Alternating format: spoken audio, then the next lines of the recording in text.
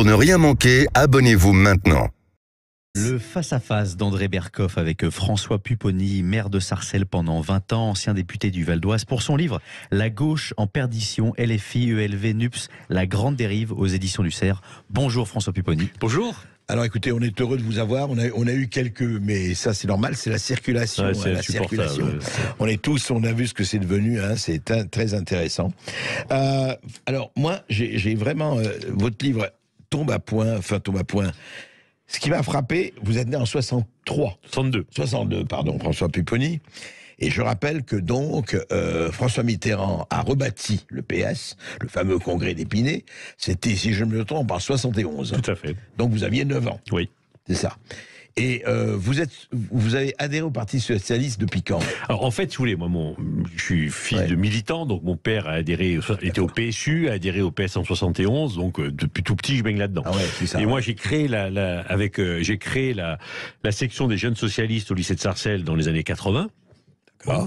Et ensuite, donc naturellement du MJS, je suis passé au PS en 81, je suis passé au PS, mais j'étais déjà au pouvoir, oui. Voilà, mais j'étais déjà encarté MJS. Donc moi, j'ai fait toute ma carrière au PS jusqu'à il y a 3-4 ans.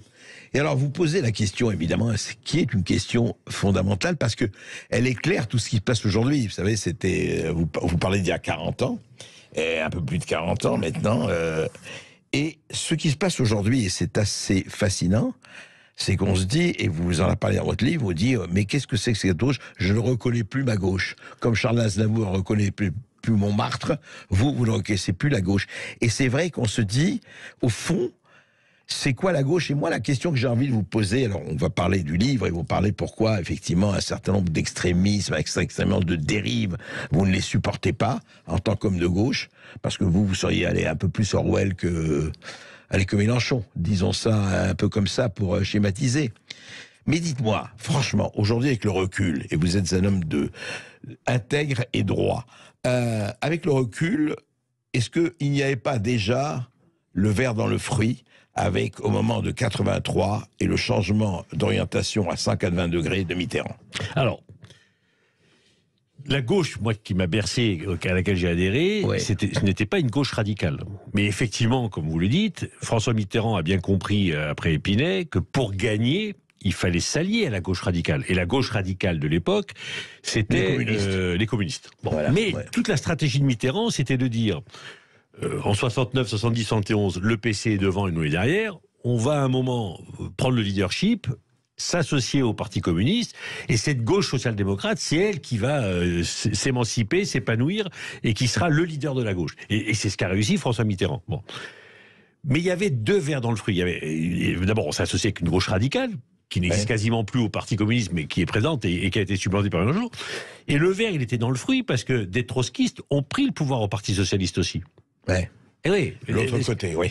Oui, donc quelque part, qui était encore lambertiste comme Jospin. Qui était lambertiste comme Jospin, voilà. Donc, d'une gauche social-démocrate, imaginée et réalisée par Mitterrand, on finit après 40 ans après 81 à une gauche radicale, dirigée par un ancien membre du Parti socialiste.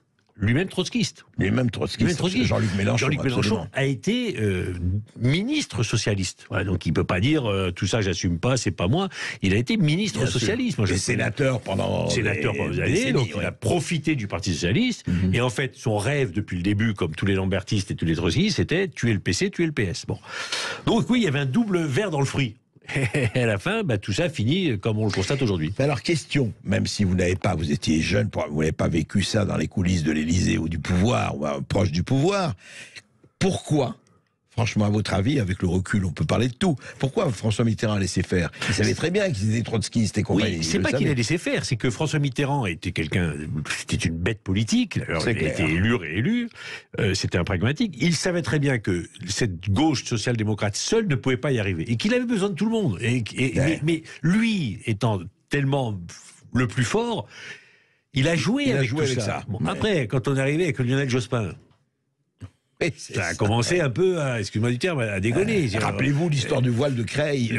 C'était Lionel Jospin, puis tout le reste. Jospin, la liste des erreurs faites par Jospin pendant le quinquennat sont importantes. Il perd, il est même pas candidat au deuxième tour de l'élection. Bon, donc c'est-à-dire qu'à un moment, 2002, oui. Si vous rajoutez à ça ensuite François Hollande, on finit, comme aujourd'hui, à 1,5% une présidentielle.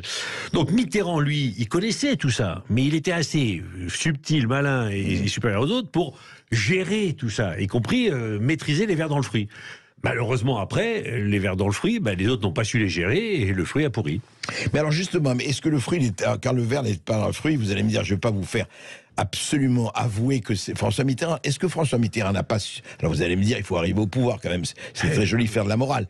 C'est vrai. Mais est-ce que François Mitterrand n'a pas un peu facilement sacrifié quelque chose au profit de la conservation du pouvoir? Comme d'autres. Mais bien entendu qu'il a fait des concessions, bien entendu qu'il a fait des choix, bien entendu qu'il savait qu'il y avait des risques, mais que c'était la condition sine qua non de gagner. En 71, le congrès d'Épinay, rappelez-vous que 2 ans avant, de faire quasiment n'existe pas à l'élection présidentielle. Et 10 ans après Épinay, Mitterrand gagne la présidentielle.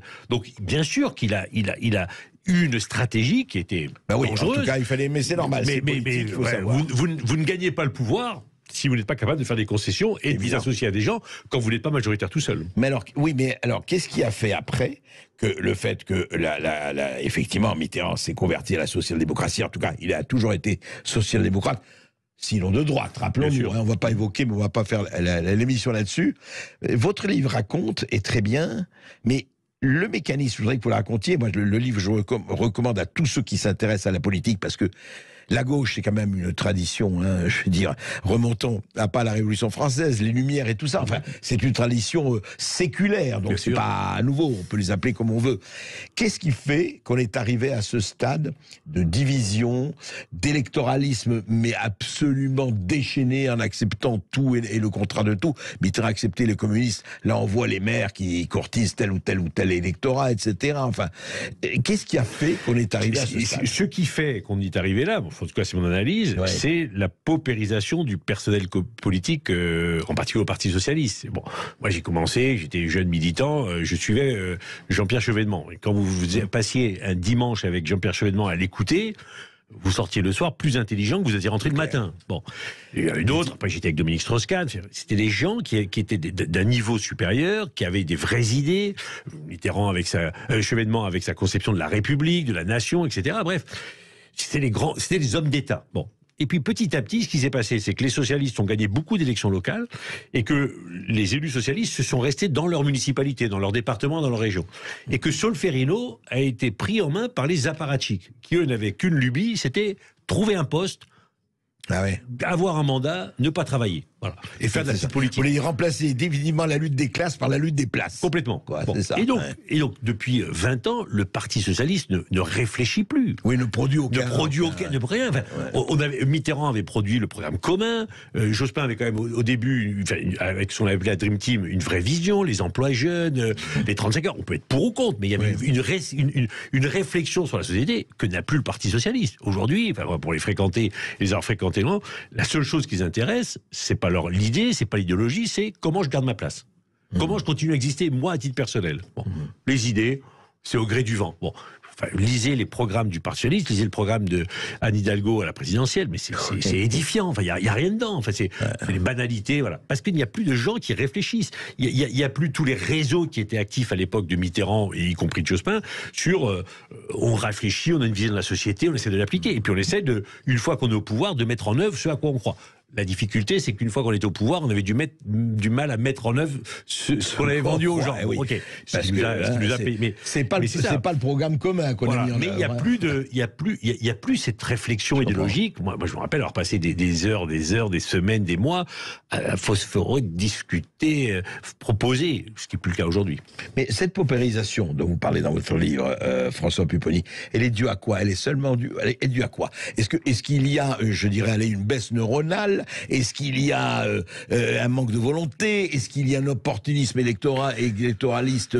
Est-ce qu'il y a une lâcheté? Il y a quoi? Je crois qu'il est dû à deux choses. D'abord, les élites, en particulier politiques, intellectuelles, en particulier les élites intellectuelles, ont déserté la politique.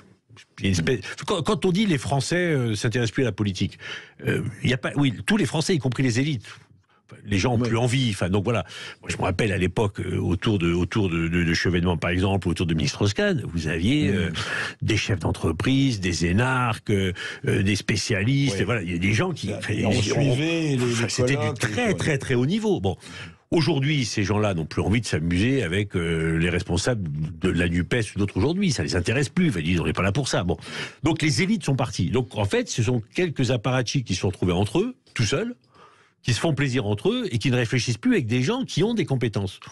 Donc, quand vous en êtes là, vous ne pouvez pas aller très loin. Et pourquoi n'y a-t-elle pas eu à ce moment-là, à un moment donné, disons depuis les années 80, 90, 2000, je dirais pas une révolte des élus locaux, des maires, des gens qui sont à proximité, des gens qui sont sur le terrain, comme vous, comme d'autres. Est-ce qu'il y avait il n'y avait pas la possibilité ou... Enfin, moi, je prends mon cas personnel, sincèrement. Moi, j'étais maire de Sarcelles, élu de banlieue. Et député aussi. J'avais autre chose à faire que d'aller le mardi après-midi, le mardi soir à Solferino, disserter sur je sais pas quoi. Voilà. Il y a un moment, vous dites, je suis élu, je m'occupe de mes électeurs, je m'occupe de la banlieue, je m'occupe des gens en difficulté, je le fais concrètement. Quel intérêt pour moi d'aller à Solferino parler à des gens qui de toute façon n'en ont rien à faire. Voilà. Donc à un moment, les élus locaux se sont isolés de tout cela. Et c'est pour ça que quand on regarde vraiment, y compris ce qui se passe encore au Parti socialiste, des gens comme Carole Delga ou autres, ou les grands-mères comme le maire de Montpellier, ils disent non, le Parti socialiste, on doit le reconstruire de la base et pas forcément. Voilà. Mais effectivement, les élus locaux, ils peuvent pas être partout. Mais alors, est-ce que, très franchement, Hollande n'a pas joué aussi un rôle dans cette décomposition? Il y en a deux. Secrétaire général du PS. Bien entendu. Il a une responsabilité doublement historique. À la fois d'avoir dirigé le parti, et d'avoir un peu joué avec tout ça, mais lui dirigeait le parti en espérant être président de la République, ce qu'il a été, et puis après, en étant président. Voilà. Et les fautes qui ont été faites, et comment on a fini de s'isoler complètement des territoires, c'est la déchéance de nationalité. Là, on s'est coupé des quartiers. Là, les quartiers ont dit stop. Bon. Et puis, ça a été la loi El Khomri en fin de mandat, quand on n'a plus de majorité. Voilà. Et puis, c'était le travail, oui. Et voilà. Et l'incapacité de gérer les frondeurs. Voilà. Alors justement, mais arrivons là. Parce que, alors, comme vous expliquez, là, je vais parler du peuple, enfin du peuple, des électeurs, disons. Comment vous expliquez, vous, François Pupponi, parce que Sarcelles, c'est un excellent... C'est un miroir qui réfléchit, comme on dit, à une feuille de température très forte. Comment vous expliquez qu'une grosse partie de ce qu'on appelle la classe ouvrière, ou la classe populaire, etc., est passée en 40 ans, c'est rien, ou en 30 ans, c'est rien, dans l'histoire, c'est un ciment du Parti communiste, du Parti socialiste, au Rassemblement national, au Front national. Alors, il est passé du PC au PS, au RN, ou à l'abstention. Parce que nous sommes d'accord. Dans ces quartiers où les classes populaires sont très présentes, c'est un taux de participation de 30%. Hein. Ouais. Non, mais je suis d'accord. Oui, mais c'est important. Mais on les a perdus, ceux-là. Ouais. Bon. Parce qu'on n'a pas été capable, de s'occuper d'eux, et deux, on n'avait plus de militants, puisqu'on avait beaucoup d'élus, on n'avait plus de militants pour continuer à passer le discours, être avec eux. Et on a abandonné le terrain militant. On a abandonné le terrain politique. On était au gouvernement, on était dans les régions, on était dans les départements, dans les municipalités. On travaillait au profit des gens. Mais le travail politique n'était plus fait. Et on a été remplacé dans un premier temps par, effectivement, le Rassemblement national, qui, dans certains territoires ruraux, par exemple, où la gauche est présente, sont présents. Et dans les quartiers, on a été remplacé par les frères musulmans. Voilà. Ouais. Aujourd'hui, qui est actif dans... Enfin, parce que la politique... Dire, le parti qui est actif dans les quartiers, c'est les frères musulmans. Bien sûr. C'est eux qui sont présents, ils vont voir quand il y a des problèmes, ils s'investissent dans les conseils d'école, ils font ce que nous on a fait il y a 40 ans. Et qu'on ne fait plus aujourd'hui.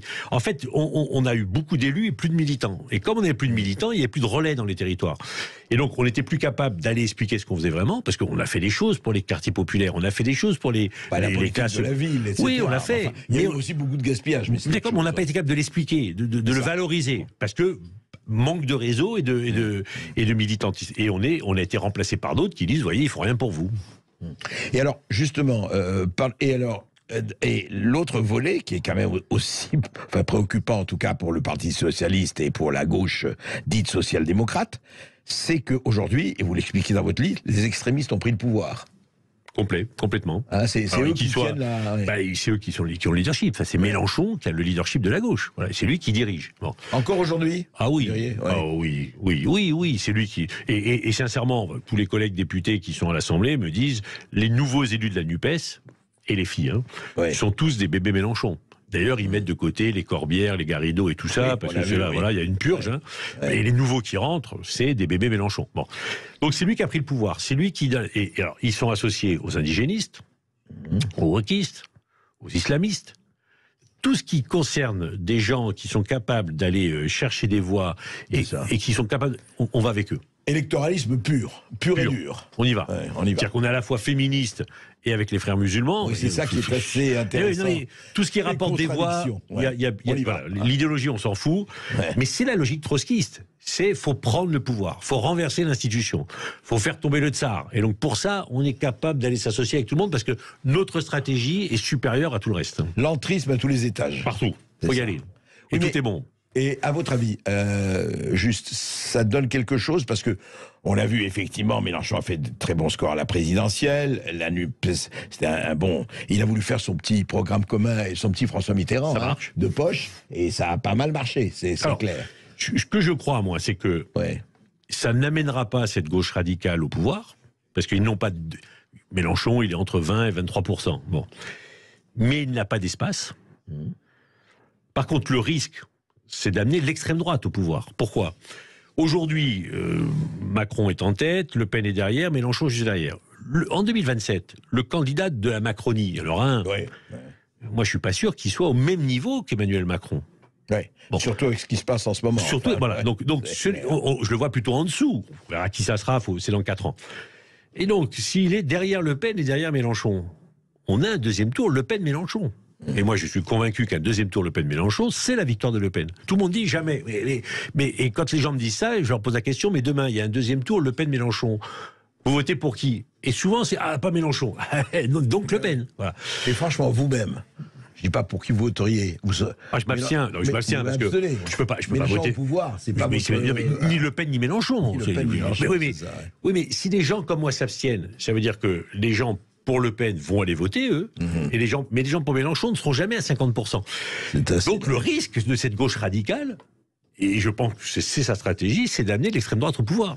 Et en disant, après le chaos, nous, on a notre place. Voilà. Comme d'ailleurs, elle a appelé à voter Macron en 2022, je veux dire de façon très claire. Après, il se... Comment ? C'est pas possible. Oui, d'accord, mais enfin... Mais il savait ce qu'il faisait. Oui, on le met parce que, mais on sait très bien qu'après, on le critique les lois. Donc cette gauche radicale, elle est potentiellement dangereuse. Mais comme elle est dangereuse dans beaucoup de pays où elle a pris le pouvoir. Parce qu'elle a un côté totalitaire qui est, on le sait bien. Et on a vu les écologistes, ce que ça donnait du point de vue des réalisations nucléaires et compagnie.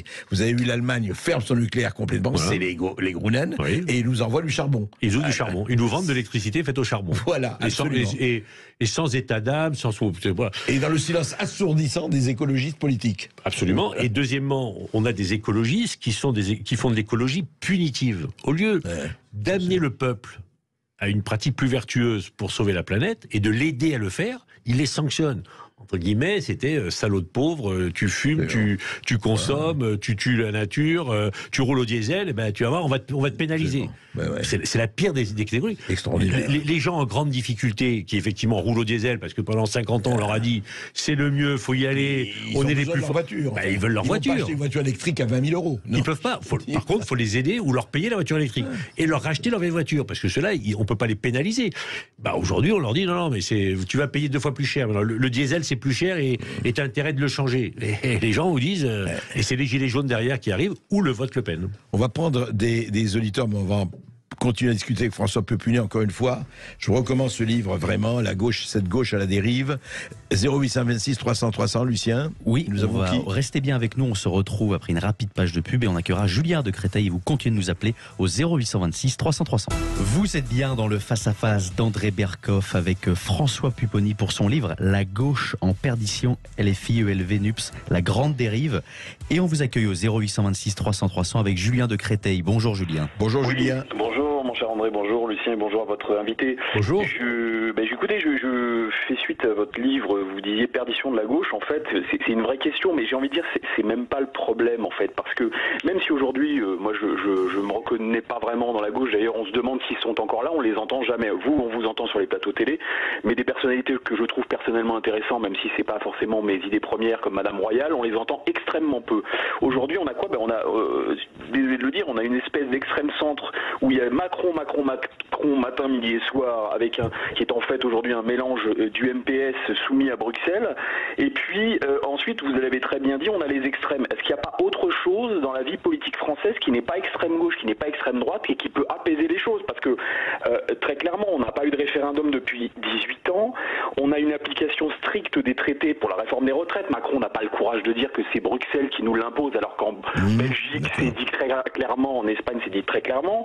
Et donc, malgré tous ces slogans que nous a fait la gauche en nous disant on va changer l'Europe, réformer l'Europe, une autre Europe, ça ne passe pas. Aujourd'hui, moi j'en terminerai là, mais vous avez des sujets majeurs comme par exemple l'envoi d'armes en Ukraine. Le Parlement n'a toujours pas été consulté. Mais que fait la gauche? C'est là qu'on attendrait la gauche. On attendrait la gauche également qui demande des comptes sur Nord Stream. Personne ne demande des comptes sur des sujets aussi fondamentaux. Comment voulez-vous que les Français se disent bon la gauche, peut-être que là ils ont des choses intéressantes à proposer. Merci, Julien. Et puis enfin voilà, sur les élections, ça ne va pas aujourd'hui. On voit très bien que les élections ne sont pas adéquates pour que ce soit démocratique. Si je peux mettre, c'est un vrai sujet. Le vrai sujet, c'est que le parti qui devrait tenir ce discours-là, c'est le Parti socialiste. Bon, mais le problème, à partir du moment où Olivier Faure s'est associé, baissé la tête devant Jean-Luc Mélenchon. Et quand vous dites la tête, vous êtes indulgent. Oui, il y a plus. Et or, on aurait pu faire un autre choix. D'ailleurs, à un moment, Bernard Cazeneuve, qui pour moi est le seul qui incarnerait cette gauche-là aujourd'hui, a voulu, y compris se présenter à la présidentielle, on lui a fait une fin de non-recevoir. C'était tout de suite non. Parce que la stratégie, c'était bon. Effectivement, il manque une voix de la social-démocratie capable de... Aujourd'hui, elle n'est pas incarnée. Je répète, le seul, c'est Bernard Cazeneuve, mais il n'a pas de structure, pas de parti. Oui, c'est vrai, mais ce que dit Julien, c'est intéressant. Pourquoi la gauche s'exprime pas sur Nord Stream, sur la vente d'armes, sur Bruxelles, etc. Alors, ils sont tous, effectivement, européens. C'est très bien d'être européen, mais cette Union européenne, alors parce que Mitterrand parce qu'ils n'ont plus d'idées, ils n'ont pas de vision. Enfin, le problème, il est là, c'est que comme cette gauche-là ne travaille plus depuis 20 ans, elle n'a plus d'idées. Elle n'a plus. Moi, je maîtrise un peu, j'essaye de me renseigner avec des experts, de comprendre, etc. Mais eux n'ont plus d'idées. Ils prennent. Donc ils ne prennent pas position parce qu'ils en prennent quand ça peut être un moment populaire. Dans le sens du vent, et que ça peut leur rapporter un peu de notoriété. Voilà, c'est tout. Mais ils ne le font pas par conviction. Lucien. Merci beaucoup, Julien. On accueille Jovan de l'Essonne. Bonjour, Jovan. Bonjour, Jovan. Oui, bonjour à tout le monde, bonjour à vos invités, bonjour à M. Berkoff, et surtout merci pour votre émission qui est une vraie bouffée d'oxygène aujourd'hui. Merci.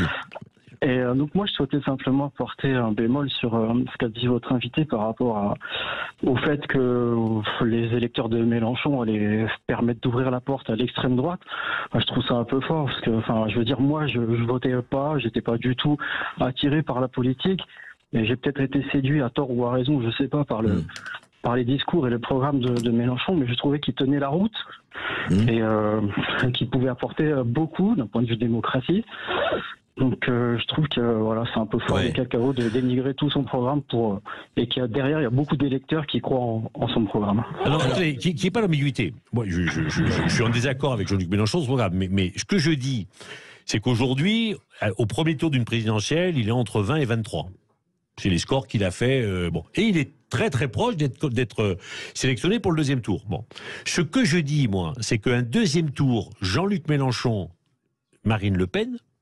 Je suis quasiment convaincu que c'est Marine Le Pen qui gagne, parce qu'il y aura plus d'électeurs qui iront chez Le Pen que chez Mélenchon. C'est mon analyse. Donc ce que je dis, c'est que cette gauche-là, elle risque électoralement d'amener l'extrême droite au pouvoir. Oui, voilà. Le problème, c'est qu'il n'y a personne d'autre. S'il y avait une personne de gauche qui pouvait être au second tour... Oui, mais un deuxième tour, Le Pen-Mélenchon, je le dis à votre auditeur, amusez-vous de demander autour de vous, et pas forcément à des électeurs, mais à des gens, tu fais quoi s'il y a un deuxième tour Le Pen-Mélenchon? Et moi, je suis très étonné de la réaction des gens qui disent Mélenchon, non. Ou alors on s'abstient. Ou alors on s'abstient. Mais les gens, oui. Donc ça veut dire que les gens de gauche s'abstiennent. Et si les gens de gauche s'abstiennent, les gens de droite et d'extrême droite, eux vont aller voter. Et donc voilà. Donc c'est dans ce cadre-là ce que je dis. Écoutez, qui votera verra, Jovan. On va voir. Merci. Merci pour votre invitation. En tout cas, et passez une belle journée. Merci à vous aussi, Johan. Merci beaucoup, Johan. On accueille Safia de la Courneuve. Bonjour, Safia. Bonjour, Safia. Bonjour à tout le plateau et un grand bonheur à être avec vous, André Berkoff. Merci. Et je voulais dire votre chaîne Omerta, je suis. Hein, ah, très bien, très bien. Très bien, très bien. Bon, Suivez. vous savez un peu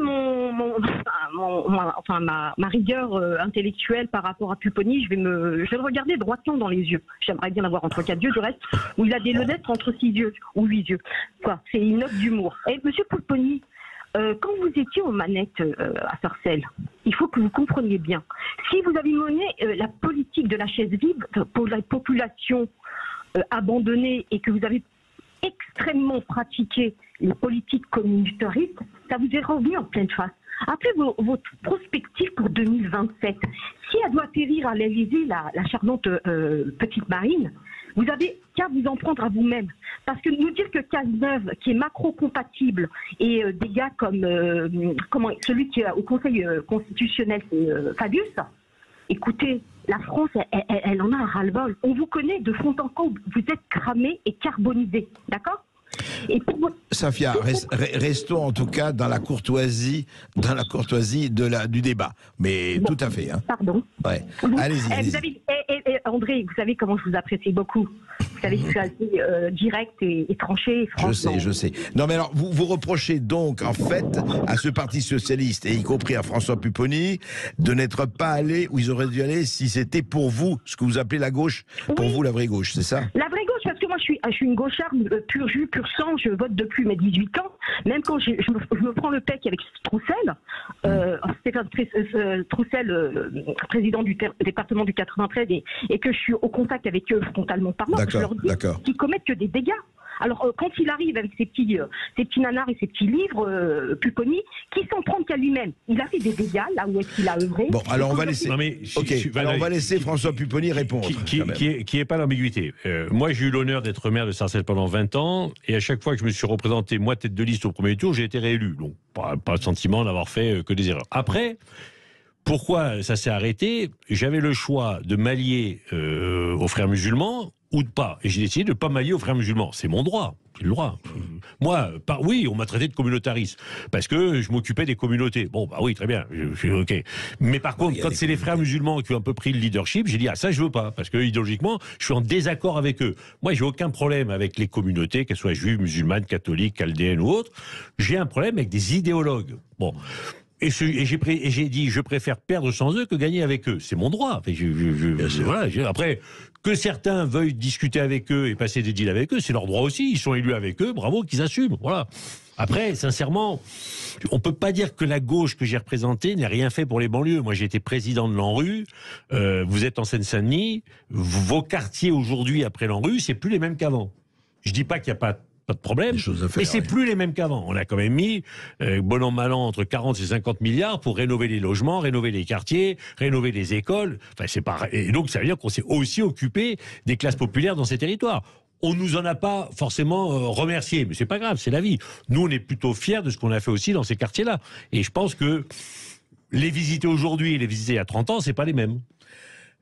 Est-ce qu'elle a un autre auditeur ? Oui, on a la chance de recevoir Sandrine du Tarn-et-Garonne. Bonjour Sandrine. Bonjour Sandrine. Et soyez, allez-y rapidement. Je vais être très rapide. Ouais. Bonjour André, bonjour à votre invité, je suis très contente. Bon, moi c'est pareil, je suis j'ai toujours été de la gauche et je suis un peu comme votre invité.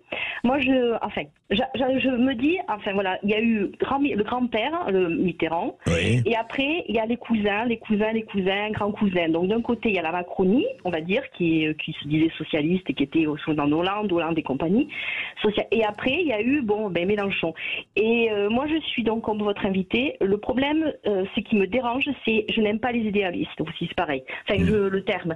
Ouais. Je trouve qu'à un moment donné, pour moi, la laïcité, je veux dire, et c'est malheureusement ce qui pourrait, Marine Le Pen pourrait arriver malheureusement au pouvoir face à Mélenchon par rapport à ce problème de la laïcité. Voilà. En gros, je vais aller très vite. Excusez-moi. Non, je comprends. Vous avez raison. Mais c'est vrai. Évoquons ceci. Est-ce que non, mais pour Sandrine, c'est vrai que en fait la gauche, elle n'a pas tellement défendu la laïcité. Alors, ce qu'on appelle laïcité. Il y a eu un vrai problème là. Je pense que la gauche, elle fait 2 erreurs historiques qu'elle paye cash. L'incapacité de gérer le problème de l'immigration, et en particulier de l'immigration post-coloniale. On n'a pas su gérer parce que ça a été préempté par Le Pen, le père. Et donc, comme Le Pen en parlait, il ne fallait pas en parler. Bon, donc, ça a suffi de passer pour un facho, etc. Voilà. Et après, le sujet de la laïcité. Mais la laïcité dans notre pays, c'est quoi? C'est de dire quelles sont les règles de cohabitation entre l'État et les religions. Bon. Et la position de la gauche, ça a été de dire non, en 1905, tout ça, ça a été réglé, entre guillemets, ne nous en parlez plus, c'est plus un sujet. Bon. Or, entre 1905 et 2023, il y a une religion importante qui a émergé en France, c'est la religion musulmane. En 1905, il s'est passé quoi? La République a mis des règles à la religion catholique. Catholique, absolument. Napoléon l'avait fait en 1804 avec la communauté juive. Et de façon assez rude. Oui, mais elle l'a fait. Elle a dit à un moment, écoutez, ça fait des siècles que la religion catholique est là, ben nous, la République, on va mettre des règles. Absolument. Bon. Et la gauche n'a pas été capable, 100 ans plus tard, de dire ok, ben maintenant on va mettre des règles parce qu'il y a une nouvelle religion qui émerge, qui a des revendications légitimes.